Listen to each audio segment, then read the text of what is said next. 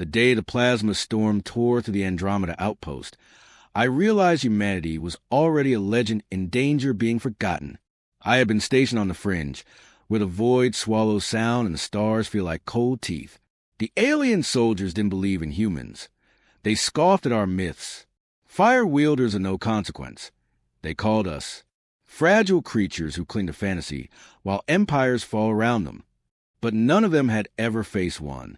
None of them had ever faced me.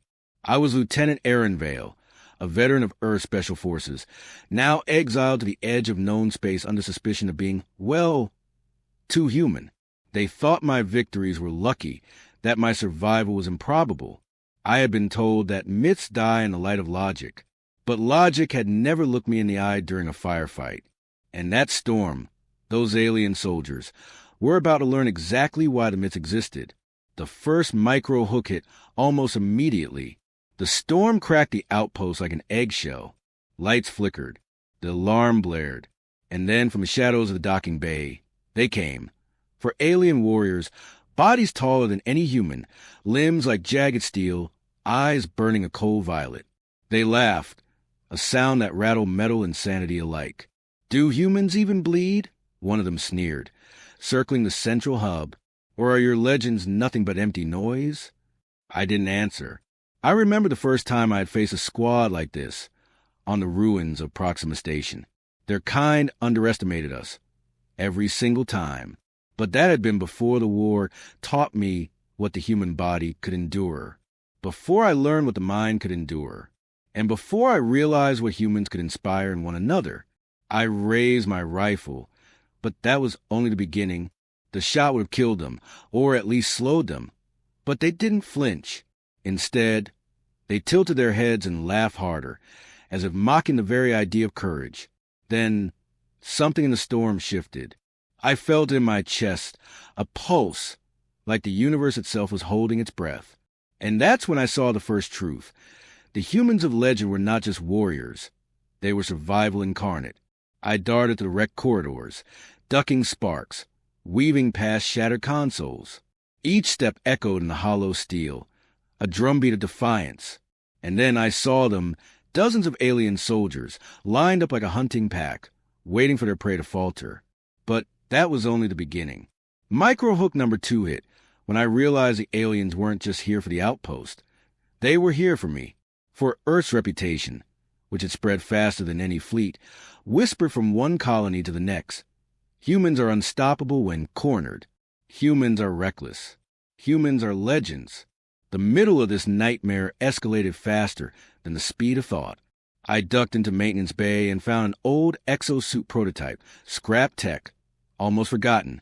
My fingers worked on the controls as the aliens' laughter grew closer. Then a voice in my ear crackled through an old comm link. "Aaron, don't die out there," said Lieutenant Rhea Calder, my former squad mate. She had been declared lost 3 months ago, on a mission the rest of Earth thought hopeless. But I heard her voice, clear and impossible. How? I didn't question it.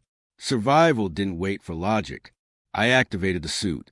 It hummed to life like a beast awakening, thrusters flaring as I propelled myself into the alien formation.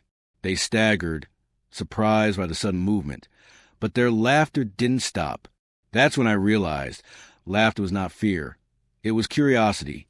And curiosity is dangerous when it meets what it cannot comprehend. I charged into the squad, dodging plasma arcs and kinetic pulses. Every shot I fired seemed to vanish against their armor, but I kept moving. Humans had a tendency to refuse the impossible, to push when physics said we should fall, to fight when survival odds were against us. And the aliens, for the first time, noticed. But that was only the beginning. The next microhook, a revelation so stark it made my lungs tighten. Among the alien formation, I saw a small, human-shaped emblem, hidden, almost impossible to see. A symbol of resistance. A message. Earth wasn't alone in this war. Some of them knew our legends. Some of them feared us. And now they would act. I pressed on, ignoring the searing heat of plasma grazing my suit, ignoring the screaming metal around me. And then I reached the central chamber, where the alien commander waited. Tall, impossibly broad, its armor engraved with a history of 1,000 conquests. It didn't speak, not yet. Its eyes scanned me, curious, calculating, dismissive, and that's when I smiled. "You think this is a myth," I said, voice amplified by the suit. "You think humans are stories told to frighten children. But we're real, and I'm standing right here." It tilted its head. Then it lunged. The fight was a blur, a storm of motion and light. I dodged. I struck. I used the suit to twist reality in ways physics said should be impossible. And in the chaos, I realized the truth that legends carry. Fear is a weapon. But courage is a force of nature. And humans had plenty of it. The mid-story rehook came like a thunderclap. I realized the aliens weren't attacking the outpost. They were testing me. They wanted to know if the myths were true, if one human could hold back their entire squad. And if I failed, the story of humanity would have ended here, on a cold station at the edge of the galaxy. I fought with everything I had. But even legends have limits. One strike threw me against the wall, sensors flickering. Pain screamed through me. The suit was compromised. And in that moment, despair hit. None of us were prepared for the truth. Even myths bleed. But then, the calm crackled again. "Rhea, Aaron, remember what they fear the most. They fear belief. They fear defiance. They fear what they cannot control." I rose, suit sparking, vision half blurred. And I understood. It wasn't about the suit, the weapons, or even my skill. It was about presence. Humanity itself. Every story, every legend, every whispered myth across the stars. They were real because we made them real. The alien commander paused. Its eyes, violet fire, narrowed. And then something extraordinary happened. The soldiers around it hesitated. One by one, their laughter faded. They stared at me not with mockery, but with recognition. Fear, perhaps, or awe. I pressed forward, every step a declaration. We don't stop. We don't surrender. And we don't die quietly. The final confrontation hit, with cinematic intensity. I reached the commander, raised my hands in surrender, and challenged simultaneously. And then I spoke words they could not understand but felt anyway. A human oath, a vow forged through centuries of survival. Know this, alien hunters. Humanity is never alone. We are every voice, every battle, every life that dared to defy the impossible. We are the ones who live when hope is gone. And I am one of them. A silence fell, so profound it swallowed the storm itself. And then, slowly, the commander stepped back, gesturing to its squad. They left, one by one, their laughter gone. The micro-hook settled in the hollow outpost. Humans are not myths. Humans are the storm. The aftermath was quiet. The outpost, wrecked but still standing, bore witness to what had happened. I removed my helmet, breathing in recycled air that smelled faintly of ozone and fire. The truth had been revealed. I had survived. Humanity had survived. And for the first time in a long while, I allowed myself to feel pride. Not arrogance, not vengeance, but something purer.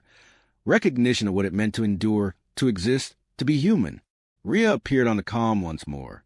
This time, not just a voice. A holographic image, flickering but unmistakable. "They'll spread the story," she said, "of a human who stood alone and made legends real. And the galaxy will remember." I smiled, looking at the shattered docking bay, the remnants of the storm. "Let them," I said softly, "let them remember." And that was only the beginning. For the stories we carry are stronger than the weapons they wield, stronger than the storms they summon, stronger than fear itself. Because humans do not exist merely to survive. We exist to defy, to endure, to inspire, and sometimes to laugh last when the universe thought it already won. The alien soldiers laughed at human myths. They will not laugh again.